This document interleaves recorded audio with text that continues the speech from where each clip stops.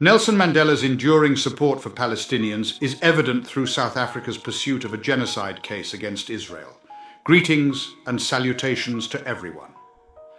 Today's video focuses on the genocide case brought by South Africa against Israel at the International Court of Justice in response to Israel's actions in Gaza. Despite the passing of Nelson Mandela in 2013, the African National Congress, ANC, has maintained its unwavering support for the Palestinian cause.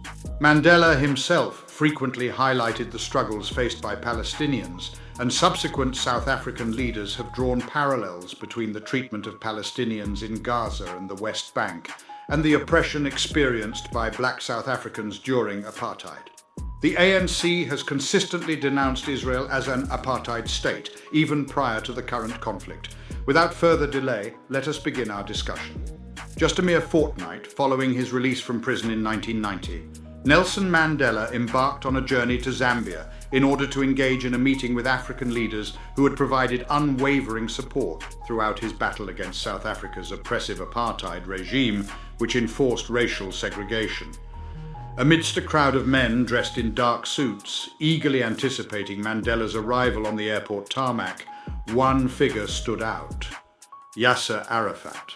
The Palestinian leader, donning his distinctive black and white checkered keffiyeh headdress, had made the journey to meet the recently released Mandela. In a display of affectionate camaraderie, he enveloped Mandela in a tight embrace and planted gentle kisses on both of his cheeks. Mandela's face lit up with a wide grin, serving as a powerful affirmation of the profound bond shared between these two individuals, who viewed their respective fights for liberation as inseparable. The people of South Africa persist in their support for the Palestinian cause, going so far as to bring a genocide case against Israel at the International Court of Justice due to its actions in Gaza, a step rarely taken. Despite being geographically distant from the conflict and lacking significant diplomatic influence, South Africa maintains a steadfast pro-Palestinian position. This stance can be traced back to the African National Congress, which Mandela transformed from an anti-apartheid movement into a governing political party. Even following Mandela's passing in 2013, the ANC has remained committed to its unwavering support for Palestine. In October, following the Hamas attack in southern Israel that ignited the conflict in Gaza, Mandela, grandson of Nelson Mandela and a member of the ANC, expressed unwavering support for the Palestinian people at a pro-Palestinian rally in Cape Town. Wearing a black and white Palestinian keffiyeh around his neck, Mandela addressed a large gathering affirming their solidarity with the Palestinians. This solidarity is not new. Nelson Mandela himself frequently raised awareness about the plight of the Palestinians.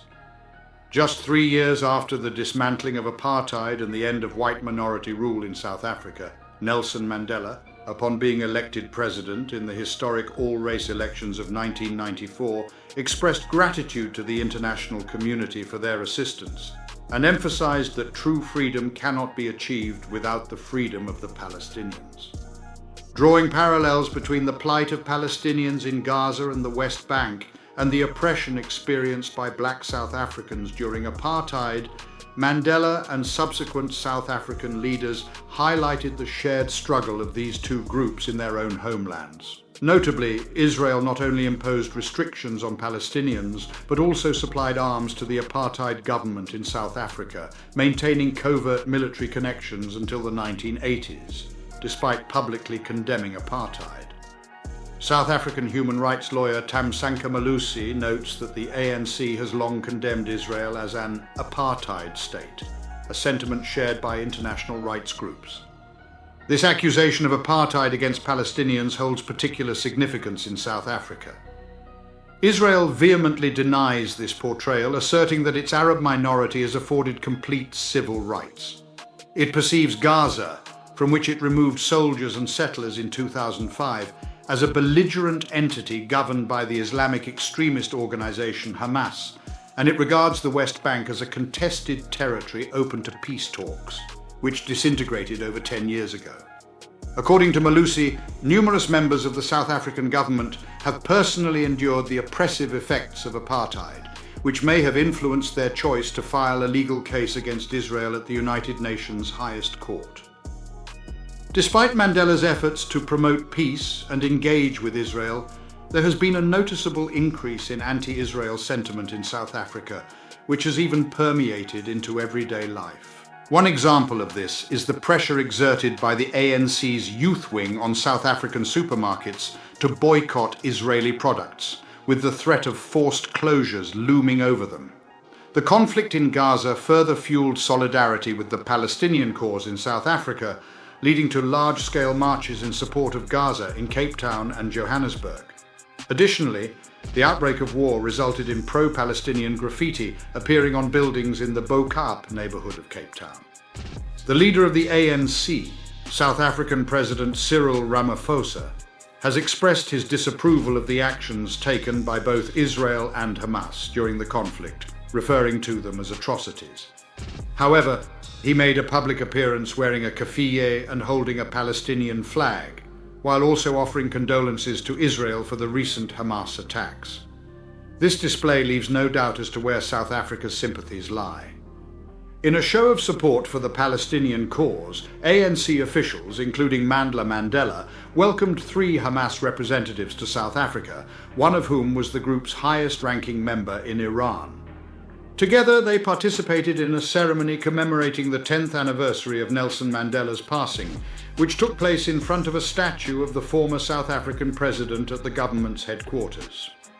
This gesture acknowledged Mandela's historical connection to the Palestinian cause.